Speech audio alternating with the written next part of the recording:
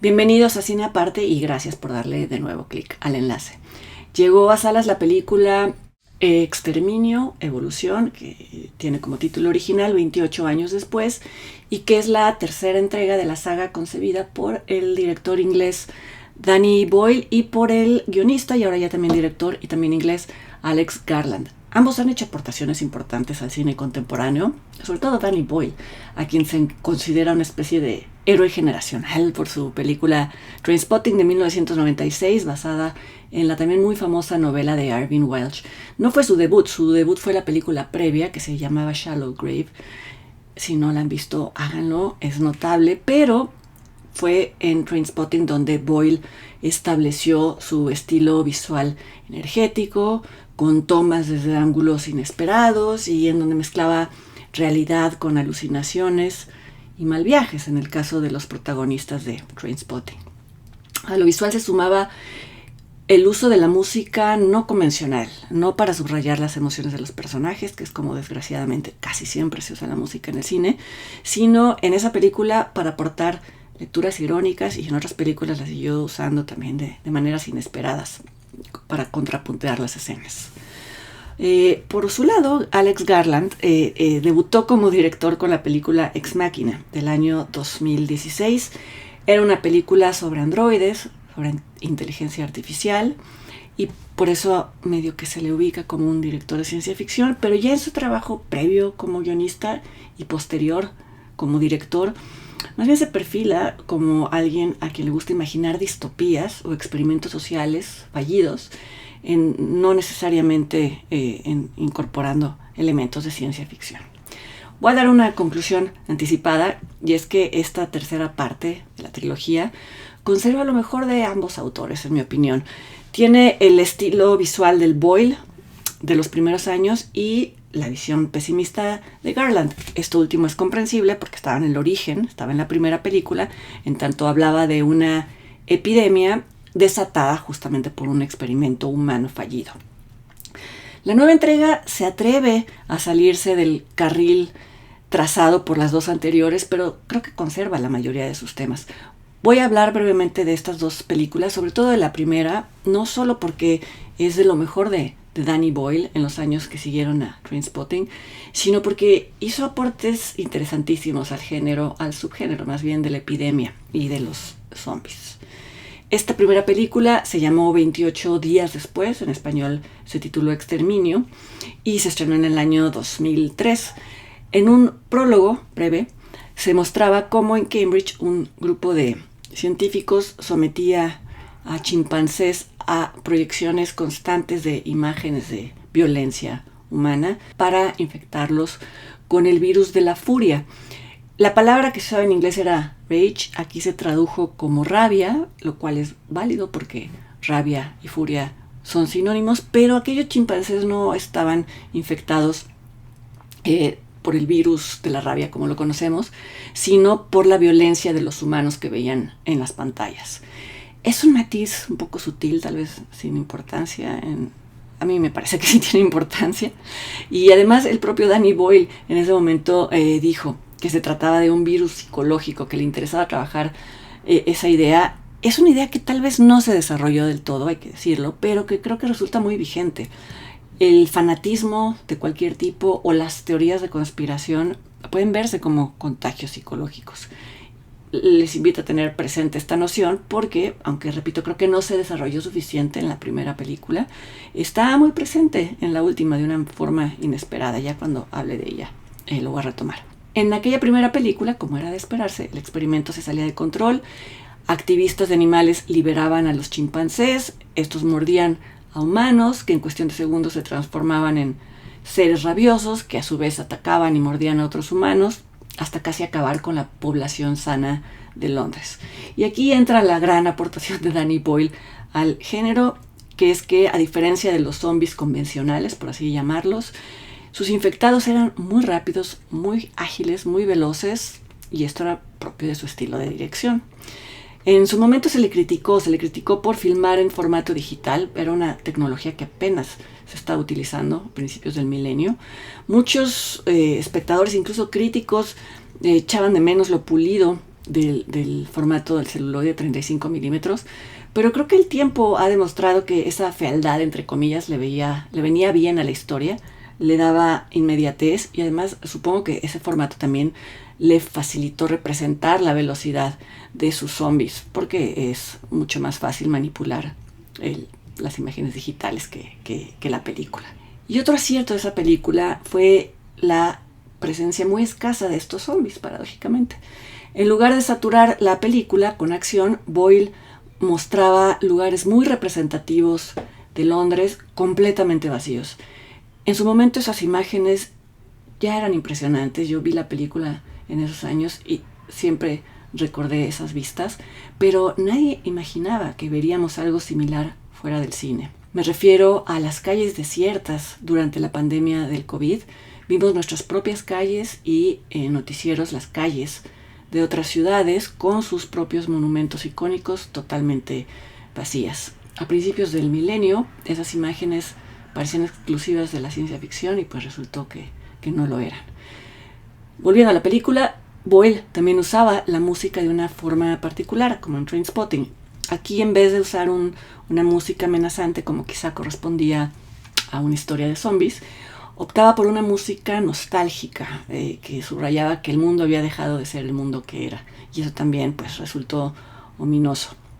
Hay una escena en la que dos sobrevivientes de aquella epidemia ven correr a una familia de caballos y se conmueven ante ese enorme despliegue de libertad que ellos ya no tienen, y también se conmueven por ver el vínculo familiar entre los caballos, un vínculo que también fue destruido por la epidemia en la película y después en la pandemia. Y esa imagen la rescato porque tiene un eco casi idéntico en esta última entrega.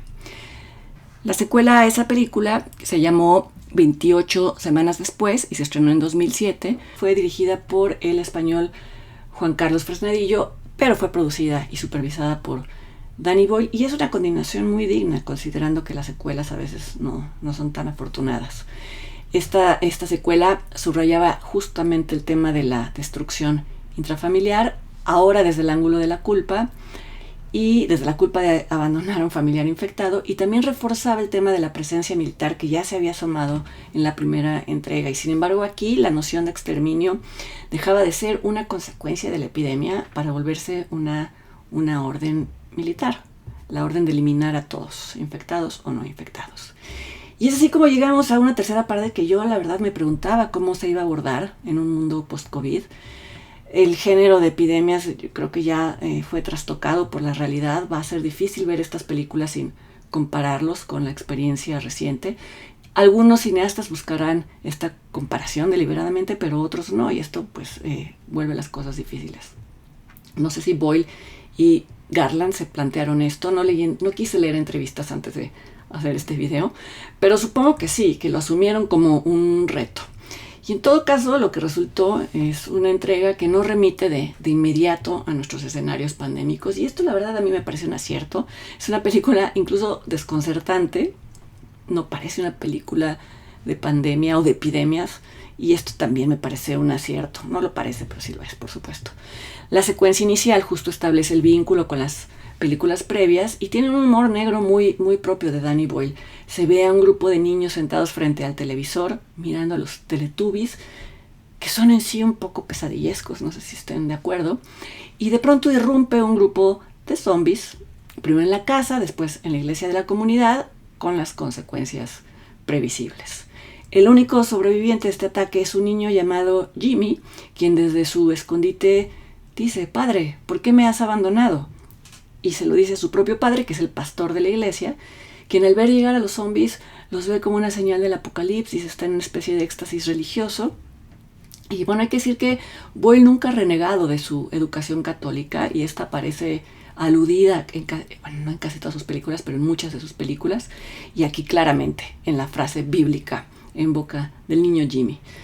Esta historia continúa 28 años después en una isla habitada por sobrevivientes y que se conecta con la Inglaterra continental por un caminito de piedra muy estrecho que aparece y desaparece con la marea.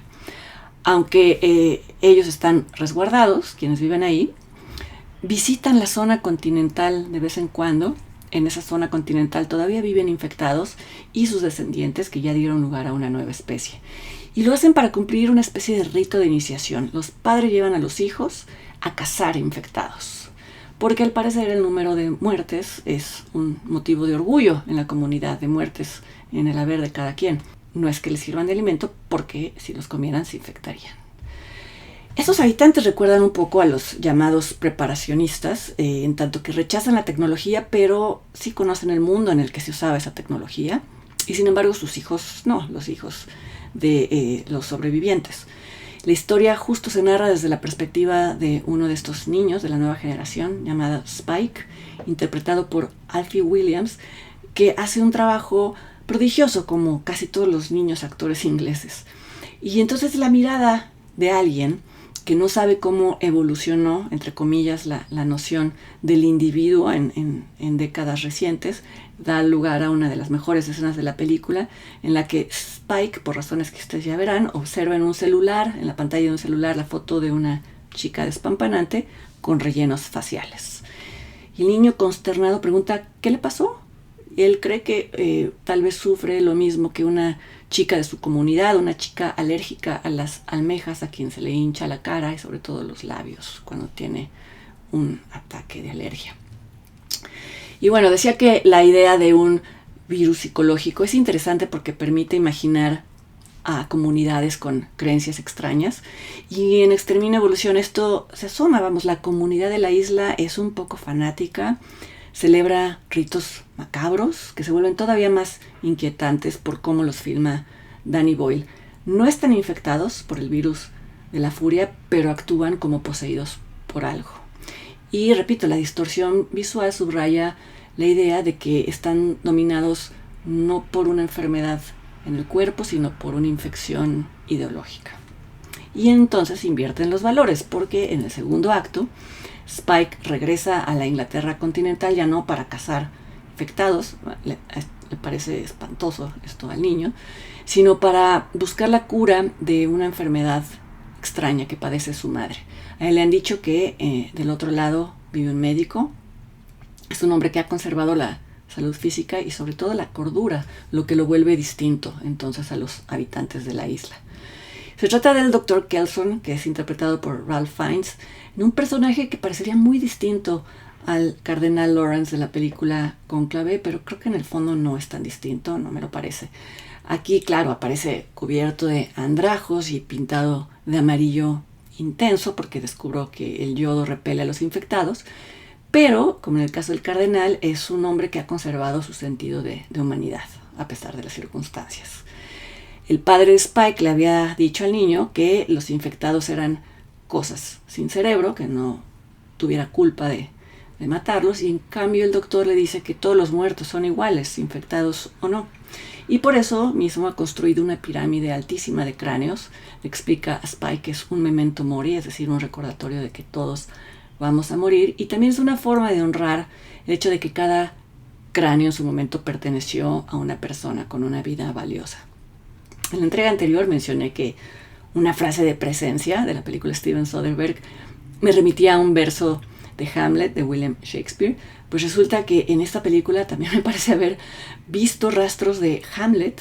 Esto es en una escena en la que el doctor Kelson señala un cráneo para hablar de la muerte como aquello que nos iguala a todos, tal y como lo hace Hamlet en la escena en la que se encuentra unos sepultureros y pregunta a quién perteneció un cierto cráneo, y uno de ellos le responde que a un juglar que Hamlet conocía. Entonces Hamlet comenta que recuerda los labios que cubrían ese cráneo y que recuerda la personalidad alegre de ese juglar, parafraseando a Shakespeare, con su perdón. Kelson también señala a los cráneos, como lo hace Hamlet, para decir que de esas mandíbulas colgaban lenguas que pronunciaban palabras y que en las cuencas había ojos que habían mirado el mundo. Puede que esté obsesionada con encontrar a Hamlet en las películas, pero no me parece descabellado que Boyle y Garland, que son británicos, pues hayan colado a Shakespeare en su historia. Y ese acto intermedio también es peculiar porque devuelve al espectador a su aquí y a su ahora, y lo hace al abordar una enfermedad que en el aquí y en el ahora no tiene aún una cura infalible, que es el cáncer. Y lo hace para hablar de los escenarios que enfrentan los enfermos terminales. Vamos, fácilmente Boyle podría haber seguido hablando de los zombies como la amenaza principal, pero curiosamente optó por algo que puede resultarnos cercano. Es una parte de la película que rehúsa el escapismo, no le da la opción de evadirse al espectador y se pronuncia sobre la eutanasia. Es una especie de fragmento de cine social disfrazado de caballo de Troya. No abordo el tercer acto para no revelar el final, pero bueno, basta decir que mantiene el hilo conductor que había mencionado, que es los vínculos familiares, que no necesariamente y para nada, y de hecho es un punto decir que para nada se definen solamente por lo consanguíneo, sino por el compromiso de cuidar a otro ser humano, en tanto que esto le da sentido a la existencia. Seguramente habrá quienes esta película les parezca excesiva en lo visual, no tanto por la intensidad gore o por la violencia, sino por la mezcla de estilos y por el cambio de tonos. A mí, paradójicamente, esa desmesura me parece muy congruente. Creo que en esa libertad formal y en el humor negro está presente Danny Boyle, de hecho el mejor Danny Boyle. La película Exterminio, Evolución está en carteleras y yo los invito para que me acompañen en la siguiente entrega de Cine Aparte dentro de 2 semanas. Hasta entonces.